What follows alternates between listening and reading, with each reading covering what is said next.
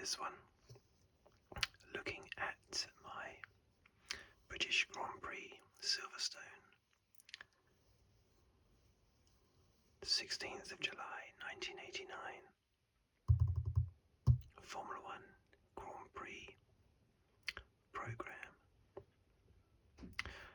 I was there at this race in 1989.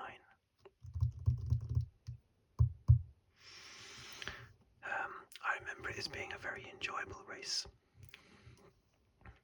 Even though my particular hero, Nigel Mansell, didn't win,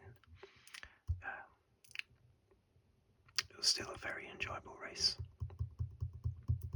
because he finished. And in 1989, that didn't often happen with the semi-automatic gearboxes in the Ferraris.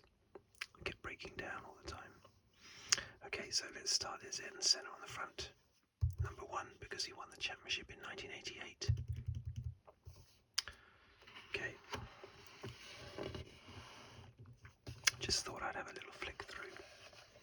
Now, I've not looked through this magazine for years. So,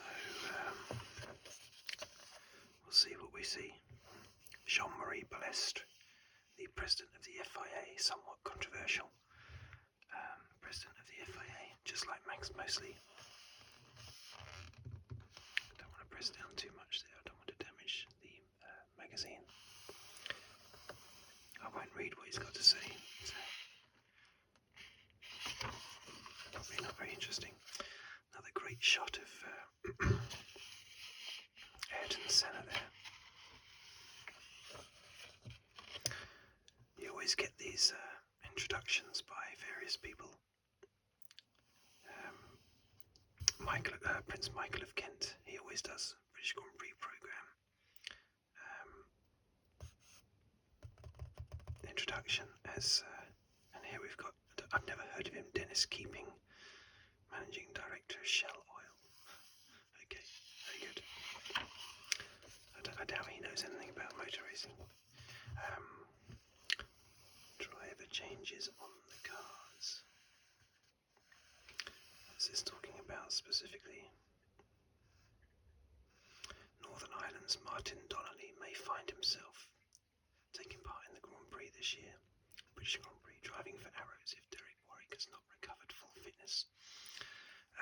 I forget, was Derek Warwick ill at the time? I can't remember. Driving in his arrows.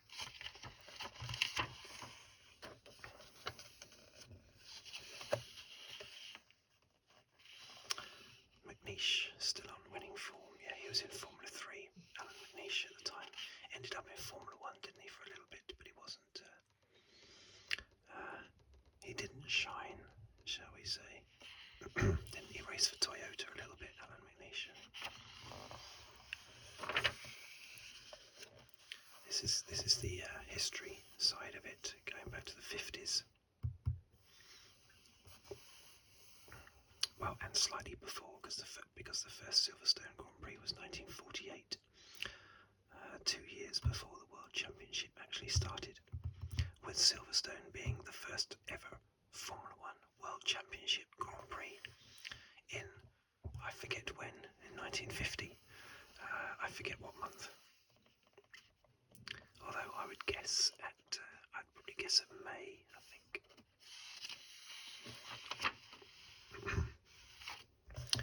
On the weekend of Silverstone's 25th Grand Prix, Maurice Hamilton, no relation, motorsport expert of the Independent, extracts a vital chapter in the circuit's history from his forthcoming book, British Grand Prix, and supports his tale with a few historical photographs. Yeah, it's all very good. I always found it very difficult to actually read these magazines at the Grand Prix because I'd be so cold. Because back in these years, I only ever watched the races on the track, at the trackside, basically, on the embankment. Sometimes just sitting on the grass, and in more recent years, I I was going to the grandstands, but initially, for my first few years, it was just general admittance I was having, and that's painful when you turn up at 4 o'clock in the morning. I think the gates opened at 4 a.m. I think. Everyone rushes in. 25 gates around the circuit. Everyone rushes in. Everyone that doesn't have a grandstand seat, that is. Dragging all of their chairs and barbecue equipment with them. And you get very cold and thoroughly miserable. And the last thing you want to do is concentrate on trying to read a magazine. Previous results. There you go. See, 1948. I didn't know that Villaresi won the very first race at Silverstone, and De Graaf and Reed won the next one. I should know that. That's very remiss of me not knowing that. I should really know that. And Giuseppe Farina won the third race, the start of the Formula One World Championship in 1950. Nigel Mansell with his 2 wins in 86 and 87. He would of course go on to also win in 91 and 92 as well.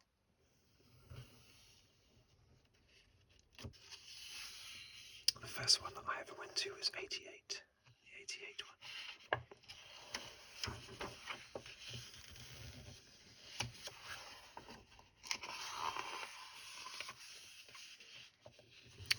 Chase McLaren again.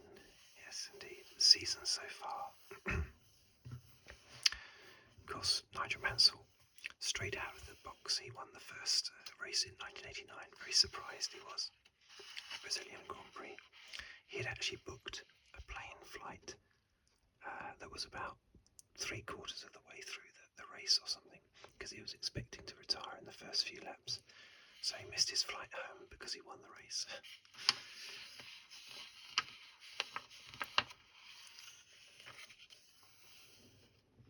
Derek Warwick. Here are the teams. A famous and formidable partnership of Ayrton Senna and Alain Prost.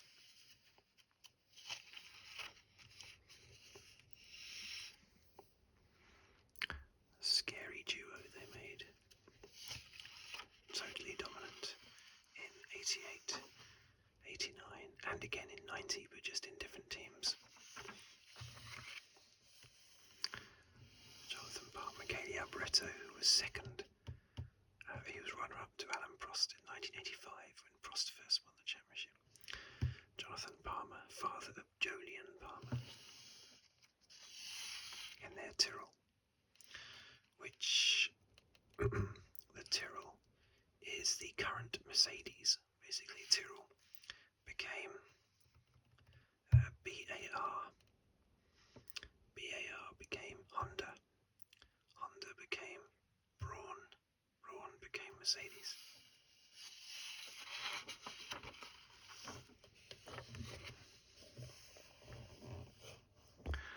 Now, of course, you'll all recognise Martin Brundle there. We've got Thierry Boutsen over here, Ricardo Patrese. Good drivers, fast on their day, but never greats.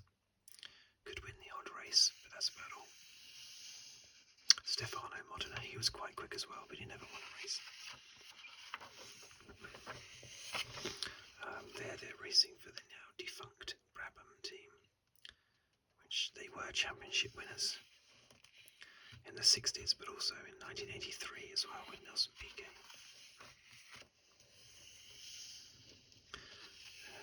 Derek Warwick and Eddie Cheever, the American driver, in the Arrows. Nelson Piquet, three-time world champion Nelson Piquet, and Japanese driver Satoru Nakajima, who was completely destroyed by Ayrton Senna in 1987. 2 years later, he's still there in the Lotus, amazingly. I don't know how, because he was not very fast at all. Brought lots of sponsorship to the team, maybe. I see here's the lap guide. Now, you see, I never paid any attention to this because who has the time to fill out a lap guide, a lap chart, all the positions, every single race? I mean, that would drive you insane. There's no way anyone would be able to do that in reality. And actually, probably watch the race. So I have it, but I've kept it in here. I've not thrown it away, but I was never going to fill it out, of course. There's a map of the circuit. I think I was at Club. There's Club Corner there. Of course, now Stowe, you get to the bottom of Stowe and it goes in like that, and then comes back out again. Round to Club, it comes up here, and then it goes on the infield section, doesn't it? Up here.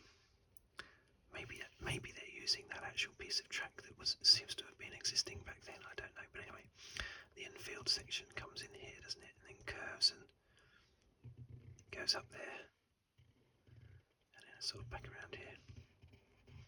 So I guess they were using. I didn't realise that the new infield section may well have actually been using existing track.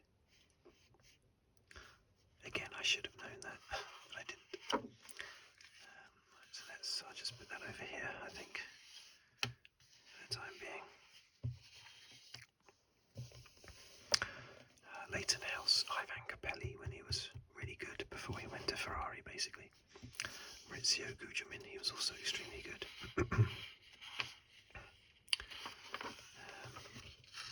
Nicola Larini, I met him briefly once when he was in a Ferrari. This is the Osella.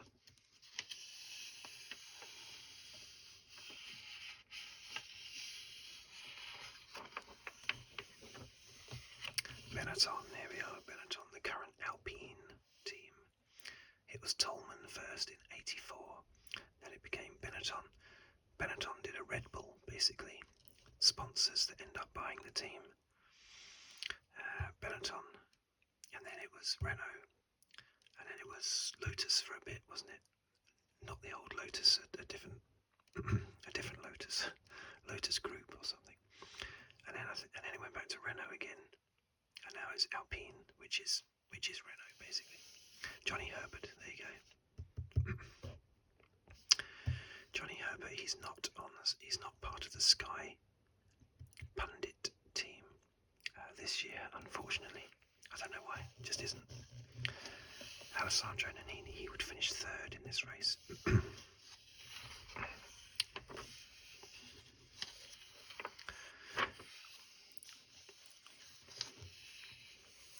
Andrea Cesaris and Alex Caffey. He could be very fast. Pole position at Long Beach in 1983, I believe, in an Alfa Romeo. But he also was very accident prone, which is why he was given the nickname De Crasheris, basically. Olivier Grouillard, René Arnoux, winner of about 5 Grand Prix. Oh, 7. There you go, got that wrong. Very fast Frenchman. His best days were well and truly behind him, though, by 1989. Well and truly behind him. Pierluigi Martini and Louis Perez Sala, they would finish 5th and 6th in this race. And then Minardi, which is currently the Alpha Tauri. Minardi became Red Bull bought Minardi, turned it into Toro Rosso, which is now Alpha Tauri. Here we are, Nigel Mansell, Gerhard Berger. This was the team that I was obviously cheering on. And this is the last time that we've had a British driver in a Ferrari. And the time before this was the mid-60s with Phil Hill. So, who won the championship in a Ferrari in 1964. So since the mid-60s we've only had a British Ferrari driver once. And that was in 89 and 90 with Nigel Mansell. Gerhard Berger, quick on his day, but nowhere near as good as Nigel Mansell. Philippe Alliot, Yannick Dalmas in the Larousse. Alliot drove for many years, but never really did much, has to be said. Roberto Moreno. It was Roberto Moreno that was replaced by Michael Schumacher at Benetton in 1991. When Benetton pinched Schumacher off Jordan after just one race in Schumacher's career. I think it was Roberto Moreno's spot that Schumacher took. Gregor Foyt. There's a lot of drivers, by the way. A lot of drivers and a lot of teams. Because back then, I remember 1989 in particular, there were 39 drivers competing. I forget how many teams, because some of the teams only had one driver. Obviously, for there to be 39. There were 39 drivers competing for 26 spots on the grid. They used to have pre-qualifying. Japanese driver Oguri Suzuki, so there were 2 Japanese drivers in this particular race. Bernd Schneider was he the guy that crashed into Senna the previous year at Monza? Or was that Jean-Louis Schlesser? I can't remember. Stefan Johansson, a good guy, Prost teammate at McLaren in 1987, never won a race, considered one of the best, if not the best, to have never won a race. Chris Amon and Stefan Johansson.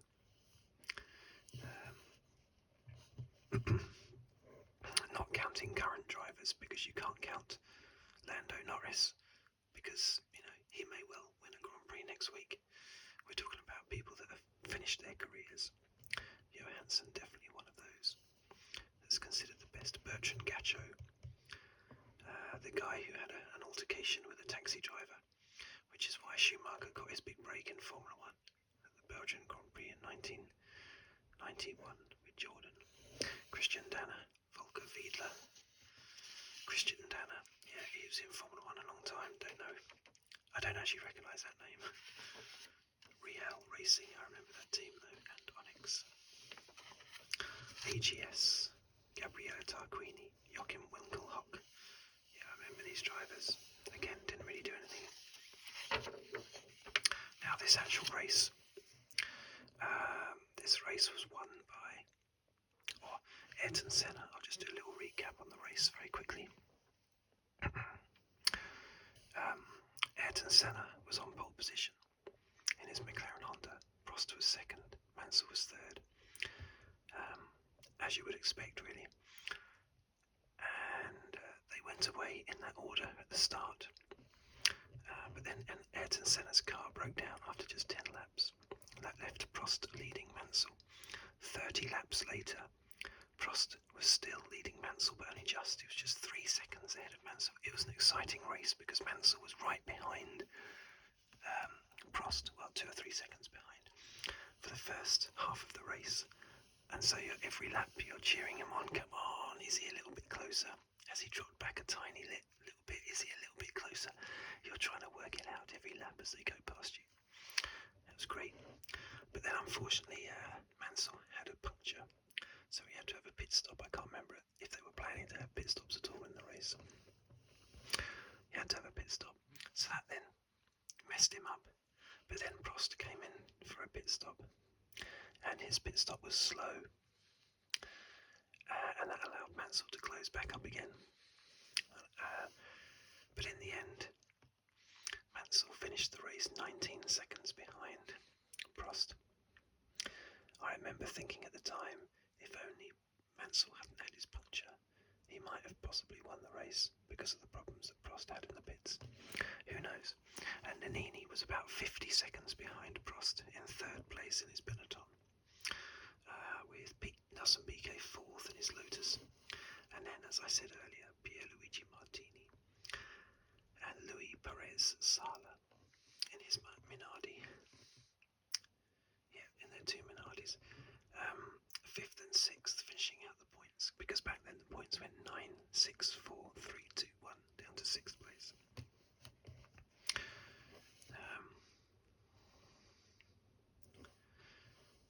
So this is 1989 Grand Prix. This is British Grand Prix, most recent British Grand Prix. But here you have the results going into the British Grand Prix. Ayrton Senna 11th, he retired in Brazil. First, retired 7th. And then, it doesn't have the French Grand Prix results because the French Grand Prix was only 1 week before the British Grand Prix, so not enough time to get the results in there. Look at poor old Mansell, where is he? His number is number 27, so he's first. Retired. He won that Brazilian Grand Prix unexpectedly because they thought they were going to retire, but they definitely made up for it in the 5 races after that. Now the French Grand Prix, I believe he came, I want to say second, I really do. Maybe he came third at the French. He was either second or third anyway at the French Grand Prix. One of the two.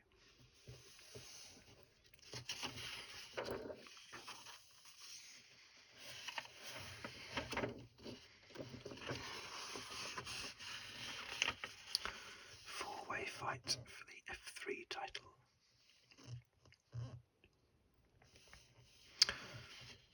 Currently headed by David Brabham, son of 3-time world champion Sir Jack Brabham. Who else was fighting for the championship, does it say?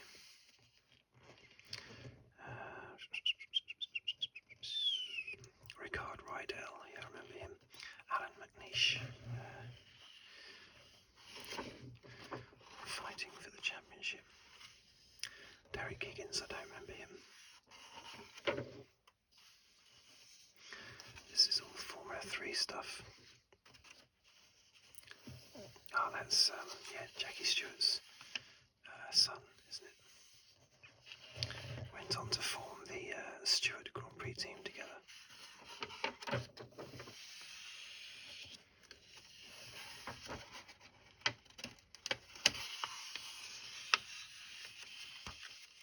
Touring cars.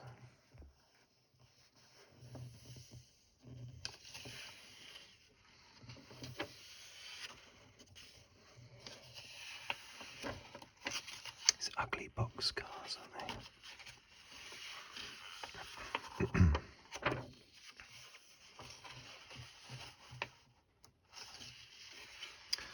That's Lowe's hairpin in Monaco, isn't it? Is it? Casino Square, sorry, yeah, not Lowe's hairpin, Casino Square. Clearly a shot from the Monaco Grand Prix that year, because I can recognise the 89 McLarens there, 1989 McLarens.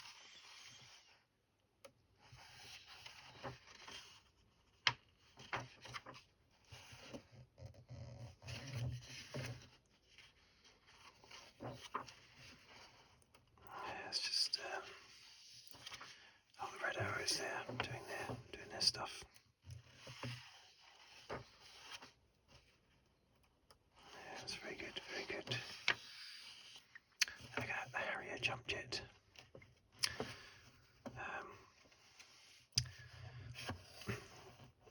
Nowadays you only see the American Harrier in action, but it was us British that invented the Harrier, which was the first vertical takeoff jet aircraft. A jet aircraft that could take off vertically like a helicopter. The British invented it, but now the British don't use the Harrier at all, but I think it's still used in America to a certain extent, isn't it? I think it is. Maybe it isn't anymore. My information is probably a decade or so out of date.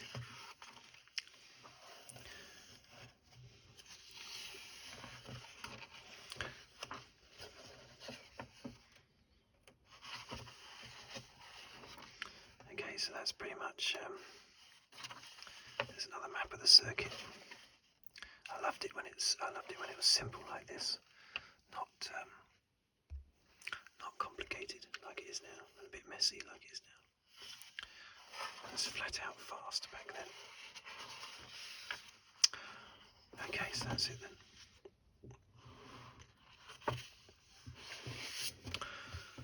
So I hope you enjoyed that little run through magazine. I've got a number of these. I've already done a few as well on videos. Thank you for watching. Thank you for listening. If you'd like to subscribe, please do so. Like or comment on the video. Of course, I reply to comments, all comments. So maybe put that alongside